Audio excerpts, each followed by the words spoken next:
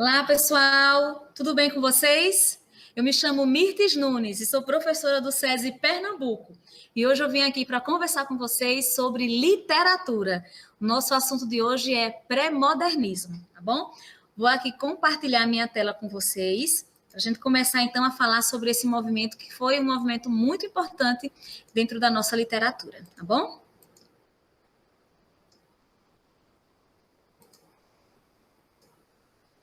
Pessoal, se vocês derem uma olhadinha aí, tem algumas imagens aí do homem sertanejo, né? E a gente vai observar que essas imagens elas têm relação direta com o pré-modernismo. Mas afinal de contas, o que foi o pré-modernismo? Vamos lá. Gente, primeira coisa que a gente tem que colocar na nossa cabeça, o pré-modernismo não é uma escola literária, não é, pessoal. Pré-modernismo é um momento de transição, é uma fase literária, tá certo? Mas não é uma escola literária. Então, por que que o pré-modernismo, apesar da gente vir aqui, olha, realismo, naturalismo, parnasianismo, simbolismo, pré-modernismo, depois modernismo, não é uma escola literária? Vamos entender o porquê dessa situação? Vamos lá. Gente, o pré-modernismo dá início aqui no Brasil em 1902. Inclusive, gente, não só, quando eu digo aqui no Brasil, é força do hábito, tá? Porque o pré-modernismo teve apenas no Brasil, tá bom? Ele vai se iniciar aqui em 1902 com a publicação de duas obras, tá? Primeiro, Os Sertões, de Euclides da Cunha, e a segunda, Canaã, do escritor Graça Aranha, tá bom? Vê só, se vocês observarem aqui, o pré-modernismo, ele está aqui, ó, entre essas escolas literárias e o modernismo que ocorreu em 1922. Ainda entre eles as vanguardas europeias. Ou seja, o pré-modernismo durou exatos 20 anos aqui, tá certo? Gente, por que que nesse slide aqui eu tenho aqui o realismo, naturalismo, parnasianismo, simbolismo? Porque essas escolas aqui literárias, gente, elas estavam em vigência quando o pré-modernismo se iniciou. A gente às vezes tem uma noção que quando uma escola acaba totalmente, só depois inicia outra. E durante muito tempo isso até que foi verdade, tá? Mas aqui, em 1881, gente, inicia-se o realismo no Brasil. Quando eu falo em realismo, de quem é que eu estou falando? Quem é o nome que vem à nossa cabeça? Exatamente, ele, o bruxo do Cosme Velho, o nosso amado Salve Salve, Machado de Assis. Exatamente, né? Então, eu tenho aqui o Machado de Assis com realismo, né? Dom Casmurro, Memórias Póstumas de Brás Cubas. Junto ainda eu tenho o naturalismo de Aloysio de Azevedo, o Cortiço. Lembrando que são movimentos muito parecidos, mas que também têm as suas diferenças, né, gente? Enquanto o realismo ele vai trabalhar a questão da análise psicológica, né, a análise do ser humano, o que é que ele tem aqui dentro, o naturalismo vai meio que descambar para análise biológica. Basta ler o Cortiço. Gente, quem já leu o Cortiço sabe que o negócio ali é pesado, né? É um livro realmente que você tem que se preparar para fazer a leitura. Se até hoje a gente meio que se choca com o livro, você imagine quando ele foi lançado, né, gente? Bem, no realismo e no naturalismo, o que vai se destacar, gente, é a prosa, ok? Apesar de Machado de Assis ter escrito poesia, o destaque realmente dele foi na prosa, tá certo? Eu tenho ainda, junto com o realismo, junto com o naturalismo, eu tenho o parnasianismo e o simbolismo. Aqui, gente, são escolas totalmente diferentes. E elas vão se destacar onde? Na poesia. Enquanto que o realismo, naturalismo, prosa, parnasianismo e simbolismo, poesia, tá certo? E o parnasianismo, gente, é aquela escola literária para intelectuais, aquela escola literária que a galera vai olhar de lado e vai dizer, esse povo aí só quer ser, esse povo é amostrado. Pois é, parnasianismo tem o ideal de arte pela arte, né? Então, a poesia parnasiana era uma poesia um tanto difícil, inalcançável, era para intelectuais, eram para poucos, e eles se orgulhavam disso, eles diziam assim, olha, a arte não tem que ter compromisso com a sociedade, não. A arte não é para esse povinho de meia tigela, não. O parnasianismo era mais ou menos isso, viu, gente? Então, o ideal de arte pela arte, ou seja, a arte tem que viver por ela mesma, não tem que ter compromisso com a sociedade e nem com os demais, tá certo? O simbolismo, também na poesia, ele vai mais numa vibe mais diferente, sabe? O simbolismo é uma coisa mais místico, mais espiritual, mais voltado para a morte, para o inconsciente, para o subconsciente, sabe? É uma poesia mais freudiana. Então, tem todas umas questões espirituais, ou seja, é completamente diferente do parnasianismo, né, gente? Enquanto o parnasianismo, uma das principais poesias vai falar de objetos, né, vaso grego, vaso chinês, ou de animais, as pombas, aqui no simbolismo eu vou falar de morte, eu vou falar de medo, eu vou falar de religião, de misticismo, eu vou falar de sonhos. Então, totalmente diferente, tá certo? Uma não tem nada a ver com a outra, apesar de estarem ali juntinhas no mesmo período, tá bom? Bem, quando eu falo em parnasianismo, eu estou falando de Olavo Bilac, que é exatamente a sua famosa tríade parnasiana, né? Já o simbolismo é o Alfonso de Guimarães, é o Cruz e Souza, pessoal totalmente diferente, tá certo? Pessoal, enquanto essas escolas aqui, tão diferentes entre si, elas estavam convivendo, surgiu então a publicação dos Sertões e também a publicação de Canaã. Os Sertões vai focar na Guerra de Canudos e Canaã em relação à imigração que ocorria no Brasil na época. Vê, aqui estava uma misturada, né, de escolas literárias. Depois veio o modernismo com a Semana de Arte Moderna em 1922. Às vezes a gente pensa assim, o cara é pré-modernista, né? Então eles deram assim, digamos, o pontapé inicial ali no modernismo. Gente, não é bem assim, tá? Vamos deixar bem claro que os autores pré-modernistas, que nós vamos conhecer daqui a pouquinho, eles não tiveram praticamente nada a ver com o modernismo, eram até contrários a ele, tá? Um dos autores ainda que se envolveu no pré-modernismo foi o autor aqui, ó, de Canaã, o Graça Aranha. Ele ainda foi na Semana de Arte Moderna, mas os escritores aqui, de forma geral, estavam atrelados a esse tipo de literatura aqui, tá? Principalmente a literatura parnasiana. Pois é, pessoal, todo mundo aí dizendo que o parnasianismo é amostrado, é isso e aquilo, mas a galera gostava do parnasianismo, viu? Os autores se atrelavam às regras gramaticais, se atrelavam à forma da escrita, e para eles só prestava poesia, livro, o que fosse a lá parnasiano. Do contrário, o negócio não era bem aceito, não. Pré-modernismo, ele ficou meio que se configurando, sabe? Ele não era moderno ainda, ele não era totalmente parnasiano, porque uma das principais características desse movimento, sabe? Desse período de transição, foi uma preocupação social. Foi uma das principais características do pré-modernismo, tá bom? Vamos para aqui que a gente vai falar um pouquinho sobre os sertões também, tá certo? Período sincrético, ou seja, já disse para vocês, é uma misturada ali, a gente tem o que nós chamamos de literatura híbrida, né? Eu não tenho só o realismo, já acabei de falar isso para vocês, eu tenho uma misturada ali, e isso era muito bom, viu, gente? Porque abre o leque de opções. Se você não gostava do realismo, você tinha o naturalismo, se você não gostava do simbolismo, você tinha o parnasianismo, enfim, era algo, de certa forma, muito interessante, né? Essas inovações que ocorriam, com certeza, ajudaram na preparação da Semana da Arte Moderna. Vocês vão estudar ainda a Semana de Arte Moderna e vão ver que realmente foi extremamente impactante, tá bom?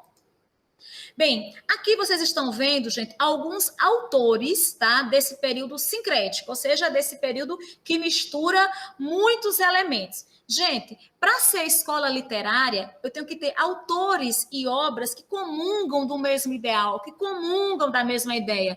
Eu disse para vocês que o realismo vai falar da análise psicológica, o naturalismo da análise biológica. Então, todos os autores têm essa mesma visão.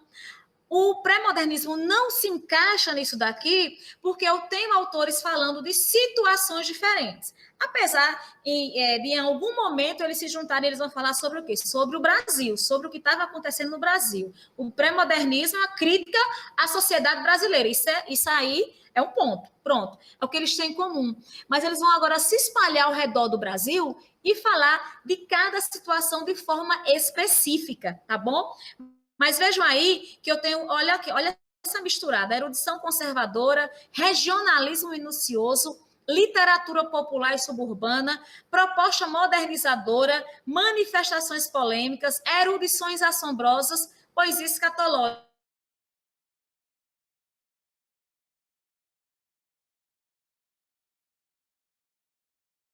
Os autores, né? O Rui Barbosa, Coelho Neto, Afonso Arinos, Valdomiro Silveira, Simões Lopes Neto, Lima Barreto, Graça Aranha, Monteiro Lobato, Euclides da Cunha e Augusto dos Anjos. Gente, nós vamos agora se organizar nesses daqui, tá? Nós vamos trabalhar em cima desses que foram os principais expoentes do pré-modernismo no Brasil, tá bom?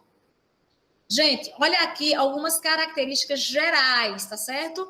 O pré-modernismo é uma literatura de crítica social, tá? É uma literatura de crítica social, ou seja, eu vou olhar para o Brasil e vou dizer, olha, tem muita coisa aqui acontecendo. Algo de errado não está certo. Os autores vão mais ou menos olhar isso aí e vão perceber. Não é que eles vão se juntar e vão dizer, olha, vamos escrever todo mundo sobre a crítica do Brasil. Não era isso. Mas o momento social, a insatisfação que tomava de conta da nação, acabou levando esses autores a escreverem isso de forma independente, tá certo? Outra característica entre eles, ele desmistifica o romantismo e o seu nacionalismo ufanista. Gente, vocês estudaram romantismo lá no segundo ano e sabem que como uma das principais características do romantismo a primeira geração fala do nacionalismo exagerado, esse ufanismo que é a adoração à pátria. O Brasil é o melhor país do mundo, sabe? E se plantando tudo dá. Aqui não tem defeito nenhum. Aqui até os políticos são honestos. Bem, era mais ou menos essa visão que o romantismo tinha. Aqui não, gente. Aqui eu venho acabar com esse mito de uma nação perfeita, tá? No romantismo era necessário colocar isso na cabeça das pessoas. Eu tinha acabado de deixar de ser colônia. Agora eu não sou mais colônia, eu sou nação. Então eu preciso ter orgulho. Sou brasileiro com muito orgulho. Aqui não. Aqui eu já passei por muita coisa e eu percebi, não é tudo isso não, sabe? Tem alguma coisa aí que não está batendo. Então, eles vão criticar esse nacionalismo fanista, tá? Vai mostrar o Brasil real, com seus conflitos políticos e sociais em cada parte do Brasil, tá?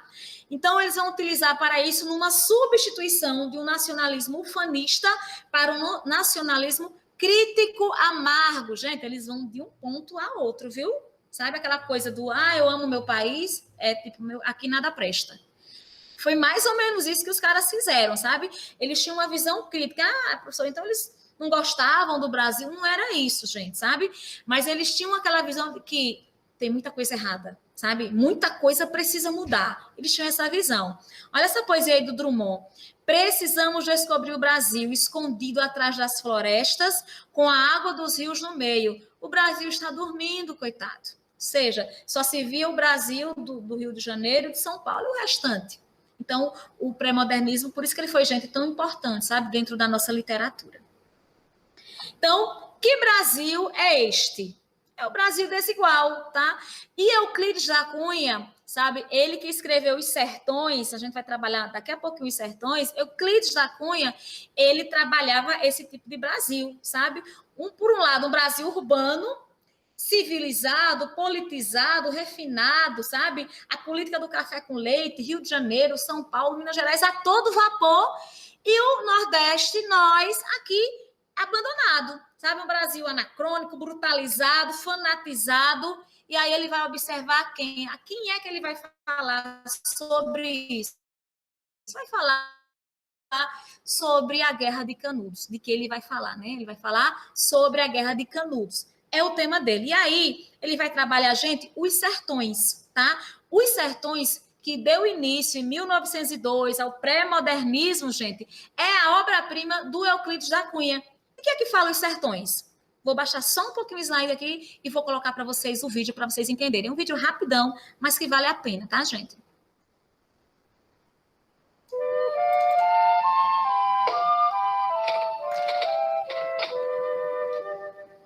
Enviado pelo Estadão para cobrir a Guerra de Canudos, Euclides da Cunha publicou em 1902 o livro Os Sertões. Apesar de ser uma das obras mais complexas da literatura brasileira, vamos tentar resumi-la em apenas 1 minuto. De São Paulo a Canudos são mais de 2.000 quilômetros. Se hoje são 30 horas de viagem, imagina no século XIX. Era tão longe que no caminho Euclides fez o geólogo e coletou informações para a primeira parte do livro, a Terra. Nela, ele descreve as montanhas, o clima e a falta de umidade. Explica a origem da seca, da caatinga, dos juazeiros. A conclusão: o sertão é um paraíso. Como a maioria das pessoas da época, o autor acreditava no determinismo racial e que o indivíduo seria o resultado do meio, da raça e da história. A segunda parte do livro, O Homem, é isso. Uma análise do sertanejo, jagunços, vaqueiros, enfim, todos os tipos que conseguiu identificar. Por fim, mais importante, a luta. Para Euclides, o líder Antônio Conselheiro era um doente que conseguiu agrupar pessoas muito diferentes. Em Canudos havia de crentes fervorosos a bandidos que começaram a incomodar a igreja e os fazendeiros. Convocado, o exército saiu derrotado 3 vezes, até que na 4ª expedição enviou força total. Foi um massacre e Canudos não se rendeu. Estima-se que 25.000 pessoas morreram e a cabeça de Antônio Conselheiro virou um troféu para os vitoriosos. Ufa! Amigos, valhamos. Ficou tanta coisa de fora que talvez seja melhor ler o livro.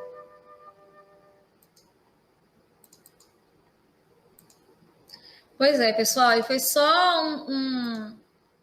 só um pedacinho para vocês ficarem com vontade de ler o livro, tá? Então, vocês observaram aí, o livro é dividido em 3 partes, né? É a Terra, o Homem e a Luta, e ele vai mostrar justamente o foco realmente é a Guerra de Canudos, tá certo? Eu vou trabalhar também, principalmente Monteiro Lobato, né? Vai trabalhar o Brasil Caipira, tá aí, anacrônico, inerme, analfabeto, obtuso.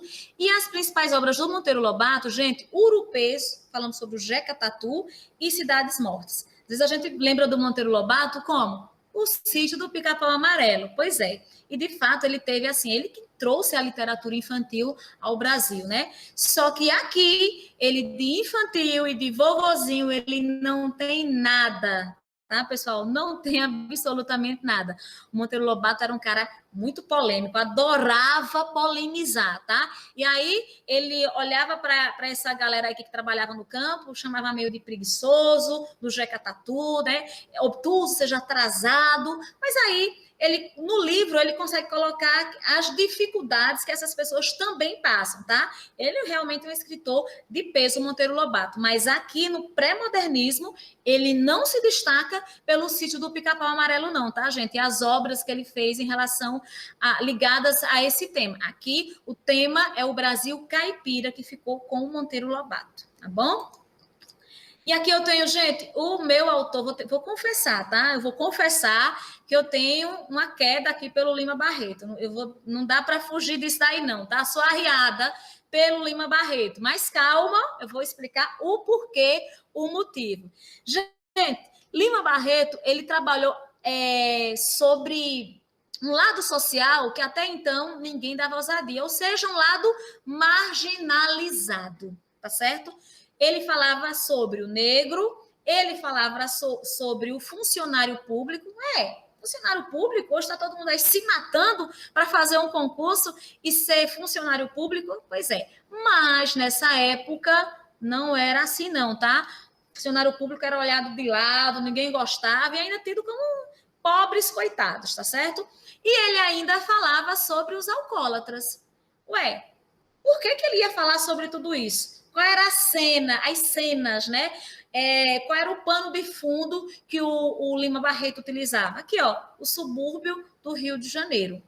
Professora, mas por que ele falava do negro, do funcionário público, do alcoólatra? Gente, porque ele era negro, ele era funcionário público e ele era alcoólatra. E algo mais que não está aí, gente. O Lima Barreto também tinha problemas mentais. A obra do Lima Barreto é focada muito nisso. Gente, quando você lê o Lima em alguma das obras, como, por exemplo, Clara dos Anjos, você consegue ver nitidamente a questão do preconceito, sabe? É algo que dói na pele. Quando ele vai falando como é essa relação do preconceito da moça que foi enganada e que foi deixada grávida, sabe? Tudo é muito, digamos assim, visceral na obra do Lima Barreto, tá bom? A gente vai falar um pouquinho mais sobre ele daqui a pouquinho. Dentro desse país, você vê aqui, eu tenho o país rural e o Brasil rural e o Brasil urbano, né? Focando aqui no interior de São Paulo, no interior de Minas, e também em São Paulo, no Rio de Janeiro, na capital. Gente, pareciam que eram dois países, viu? Quando você lê as obras do pré-modernismo, parece assim, pô, peraí, um é tão desenvolvido e o outro é tão atrasado, como assim? Pois é, o pré-modernismo ele consegue colocar isso, sabe, na mesa e ver a diferença, sabe, do Brasil, entre um Brasil e outro. Graça Aranha, ele escreveu sobre Canaã, né? Canaã, ele faz uma referência, gente, à Bíblia, né? Na Bíblia, Canaã é a terra prometida, onde os escravos saem do Egito em busca de Canaã, e assim ter uma terra feliz, ter uma vida feliz, tá certo? E aí ele faz essa analogia, sendo Canaã o Brasil como sendo Canaã para alguns imigrantes, tá? O livro Canaã vai focar na imigração. Então, ele coloca aqui, ó, com a abolição da escravatura, o Brasil passou a importar mão de obra estrangeira, né? E aí vieram os italianos, os alemães, vários outros, né? Surgem os conflitos de adaptação e questões raciais, tá? Canaã vai focar nisso, mas ele coloca o Brasil como sendo o melhor lugar, tá? Tem um melhor lugar inicialmente, tá? O melhor lugar, só que tem outros imigrantes que dizem assim, pô, meu filho, de Canaã, aqui não tem nada. Ele vai colocando essa via de mão dupla no livro, o Graça Aranha, tá? Que é um homem, tá, gente? A gente fala Graça Aranha, é homem. Bem, Lima Barreto, mestiço, humilde, nasceu e morreu no Rio de Janeiro, funcionário público e jornalista. Eita, professor, ele era jornalista. Gente, mas ninguém dava R$1 de ousadia para o Lima Barreto. Ninguém dava. Por quê, gente? Eu já disse para vocês como era o Lima Barreto, né? Ele era negro. Gente, se hoje, sabe, 2021, a gente tem que estar lidando, brigando contra o racismo, tu imagina nessa época aqui? Pois é. Então, ele sofria muito preconceito, tá certo? Outro problema, além de ser negro naquela sociedade, ele era alcoólatra. Vivia constantemente jogado aí, ninguém realmente, sabe? Ninguém, achava que um cachorro e o Lima era a mesma coisa. Ainda tem outro problema. O Lima também tinha problemas mentais. Ele foi internado mais de uma vez em hospícios. Então, sabe, todo o estigma social parece que se concentrou todinho no Lima Barreto. E eu não sei não, né? Ele pegou todo esse sofrimento, sabe? Esse preconceito que ele sofria, ele escreveu, sabe? Ele teve uma vida, gente, bem complicada, tá? Os romances principais, Recordações do Escrivão Isaías Caminha, Triste Fim de Policarpo Quaresma e Clara dos Anjos. Em Triste Fim de Policarpo Quaresma, vai narrar a história de um major que era apaixonado pelo Brasil. Gente, sabe? Brasil, melhor país do mundo, tá? Só, ele até inclusive disse assim, olha, vamos mudar a língua portuguesa para o Tupi-Guarani, que é a língua original. Tudo que era de fora, o major Policarpo Quaresma rejeitava. No final, não vou dar spoiler não, tá? Se bem que o livro é um spoiler, né, gente? O título do livro é um spoiler, Triste Fim. Mas não vou dar os detalhes, digamos assim, né? Mas vocês já sabem que o final, realmente, se tratando de Lima Barreto, que tem uma visão muito pessimista pelo que ele vê e, ao mesmo tempo, realista, se tratando de pré-modernismo, que vai fazer uma crítica social, o livro não acaba bem, tá certo? Mas, dica de leitura, vai lá saber o que acontece com o Major Policarpo Quaresma, tá bom?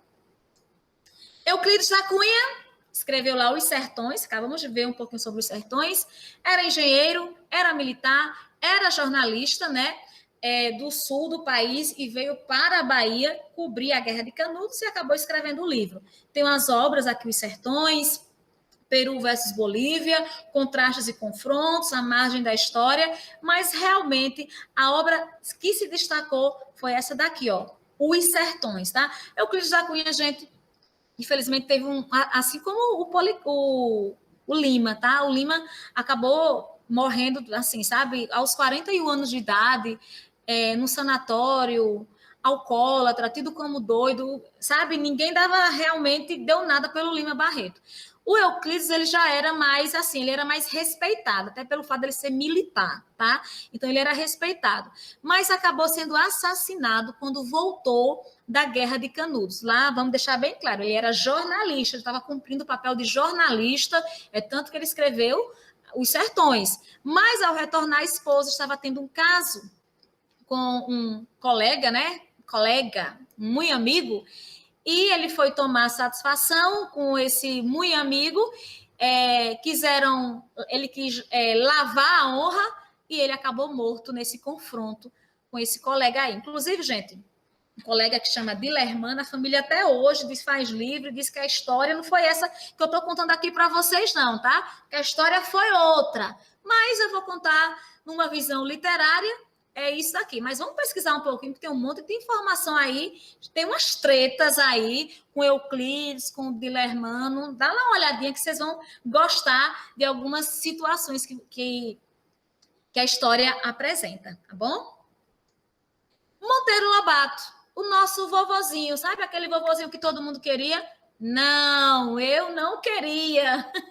Depois que eu soube quem era o Monteiro Lobato, que Deus o tenha, eu não gostaria que ele fosse meu avô. Gente, escritor polêmico, gente adora uma treta.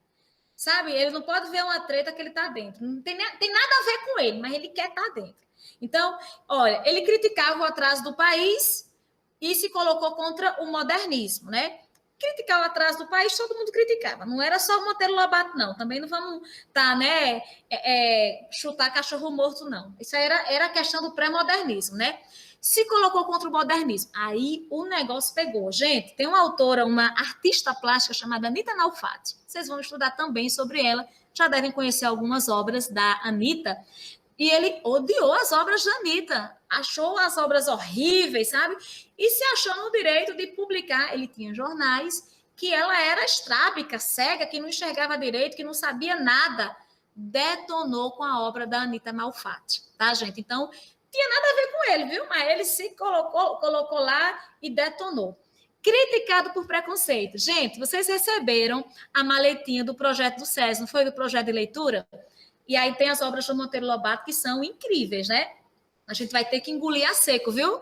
Ele gostava de uma treta, mas o bicho sabia escrever como ninguém, viu? Isso aí a gente vai ter que engolir, porque realmente ler Monteiro Lobato é outro nível, viu, gente? Eu já disse para vocês que ele aqui não tinha feito ainda o Sítio do Pica-Pau Amarelo. As obras infantis dele, vamos lá, vamos engolir, são incríveis, são maravilhosas. As obras adultas que não são infantis, eu não sei qual que é melhor. Mas, gente, uma das obras me chamou muita atenção. Não está vinculada ao contexto do pré-modernismo, não, tá? É o Presidente Negro. Tá aqui, ó. Foi criticado por preconceito. Vocês já devem ter lido, né? O livro Presidente Negro eu acho incrível, porque, assim, demonstra um preconceito realmente grande. Mas, gente, vamos entender também uma coisa, antes da gente descer o sarrafo, né? Vamos entender que o Monteiro Lobato, ele está numa visão que não era só dele. Hoje a gente tem mania de cancelar tudo, né? Tudo a gente cancela. A pessoa falou uma besteira, a gente sai cancelando. Não entende o que há por trás, né? Se o Monteiro Lobato estivesse hoje, possivelmente ele teria sido cancelado. Ou então, alguém diz, olha, não é bem assim. A gente tem que entender que o pensamento de uma época é totalmente diferente do nosso, tá? O que a gente hoje diz, olha, hoje é racismo, isso é errado. Naquela época, gente, não existiam vozes que falavam exatamente, que tinham o conhecimento que nós temos hoje, tá? Alguém falava, mas, de forma geral, a sociedade tinha um único pensamento. E esse também era um dos pensamentos do Monteiro Lobato. Mas, olha, eu digo a vocês, leiam as obras do Monteiro Lobato. Vocês vão gostar, tá? As tretas do cara são incríveis. E a escrita, gente, vamos ter que, bater palma, porque o cara é show, tá? Ele também, como eu já disse, escreveu literatura infantil e literatura para adulto, tá? Vocês têm livros em casa, então lê todos. Aproveita que vocês vão gostar bastante. Último, veja que eu não falei de poesia até agora, tá, gente? Falei de prosa, né? Aqui eu vou falar o único realmente que está falando, tá dentro da poesia, que é o Augusto dos Anjos, autor de uma única obra, Eu. né?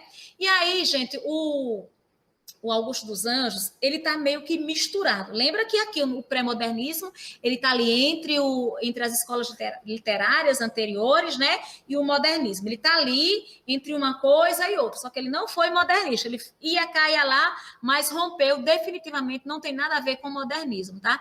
Quando o modernismo, de fato, se estabeleceu aqui no Brasil.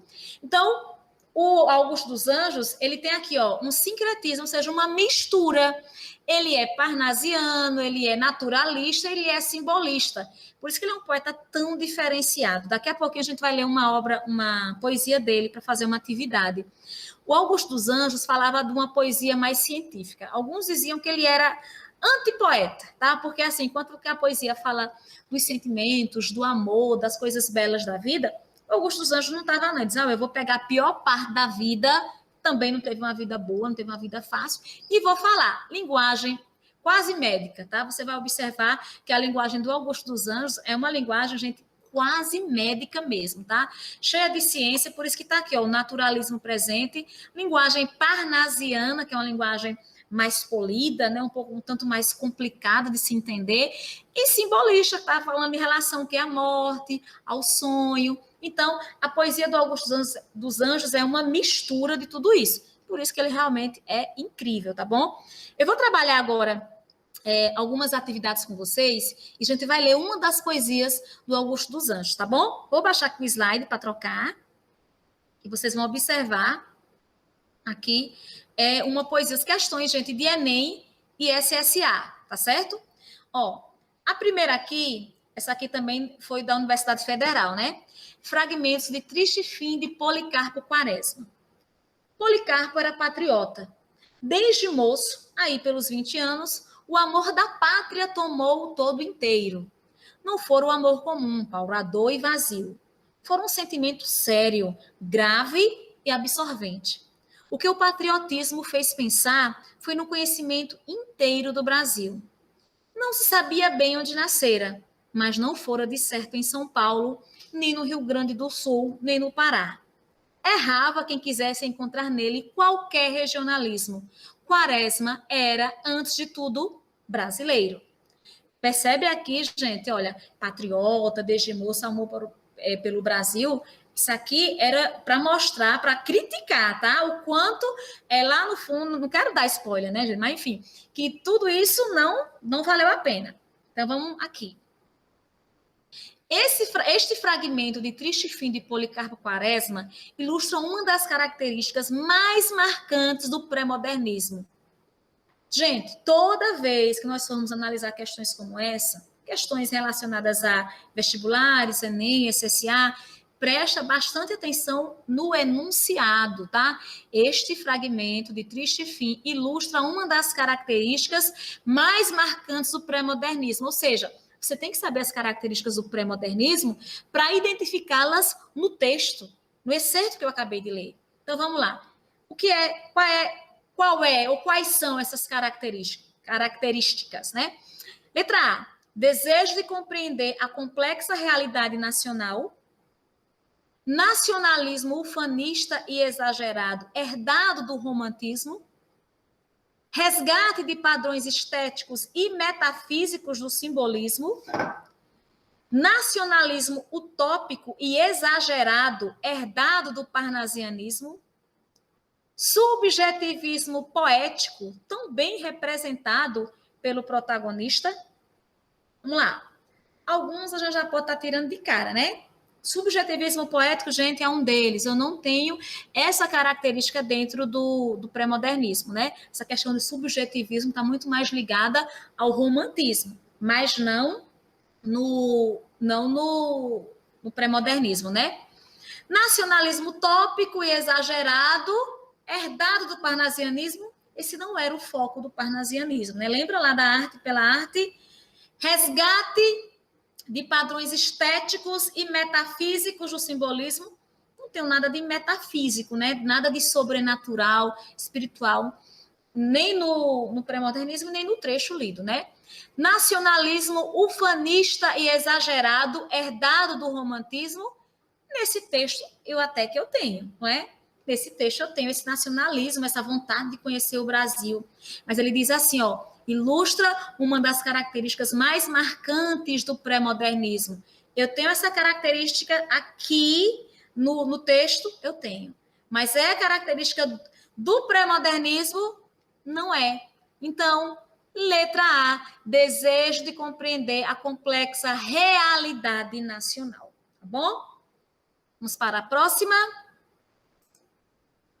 Tem aqui, gente.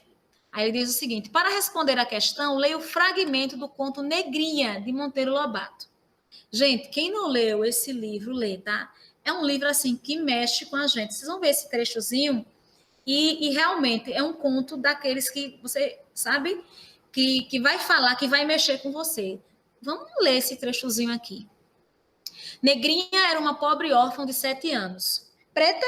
Não. Fusca, mulatinha escura, de cabelos russos e olhos assustados. Nascera na senzala, de mãe escrava, e seus primeiros anos vivera-os pelos cantos escuros da cozinha, sobre velha esteira e trapos imundos, sempre escondida, que a patroa não gostava de crianças.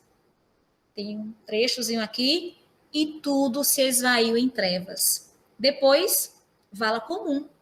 A terra papou com indiferença aquela carnezinha de terceira, uma miséria, 30 quilos mal pesados. E de Negrinha ficaram no mundo apenas 2 impressões. Uma cômica, na memória das meninas ricas. Lembras-te daquela bobinha da titia que nunca vira boneca? Outra de saudade, no nó dos dedos de Dona Inácia. Como era boa para um conto. Considerando o fragmento anterior, que é triste, né, gente? A gente lê aqui, é correto afirmar. Letra A. Em Negrinha, conta o título de livro de Monteiro Lobato, editado em 1920, o autor apresenta de forma crítica e mordaz o tratamento cruel a que é submetida a pequena escrava, maltratada até a morte. Letra B. Para o pré-modernista Monteiro Lobato, a infância é um período a ser celebrado pela alegria e vontade de viver, tema que anima o conto Negrinha. Como escritor romântico, Monteiro Lobato cria a personagem Negrinha como aquela que dá alegrias a Dona Inácia, sua patroa, por estar sempre ao seu lado. Negrinha é uma das personagens mais marcantes da literatura infantil de Monteiro Lobato, o autor que inaugurou o gênero no Brasil. No conto Negrinha, Monteiro Lobato relembra uma pequena companheira de infância, vizinha das terras de seu avô. Gente, essa daí tem coisa que já está bem na cara, né? Se você prestou atenção no modernismo, no pré-modernismo, se prestou atenção sobre o Monteiro Lobato, você sabe que algumas aqui realmente já está na cara. Primeiro, de feliz, esse conto não tem nada, né? Coitada sofreu o resto da vida e ainda morre numa situação infame. Então, de feliz não tem nada, gente. Precisa conhecer o conto para você perceber isso daqui não, né? Então, aqui, ó, para o pré-modernista Monteiro Lobato, a infância é um período a ser celebrado pela alegria e vontade de viver. Tema que anima o conto, aí já não dá. Pode tirar a letra B, porque de fato não dá, tá certo? Aí, letra B já era, né? Como escritor romântico, Monteiro Lobato cria a personagem Negrinha. Pessoal, Monteiro Lobato era romântico? Não. Monteiro Lobato era pré-modernista. Ou seja, gente, não precisa nem terminar de ler. Se eu sei a que momento literário ou escola literária pertence o autor, acabou, não precisa mais nada, certo?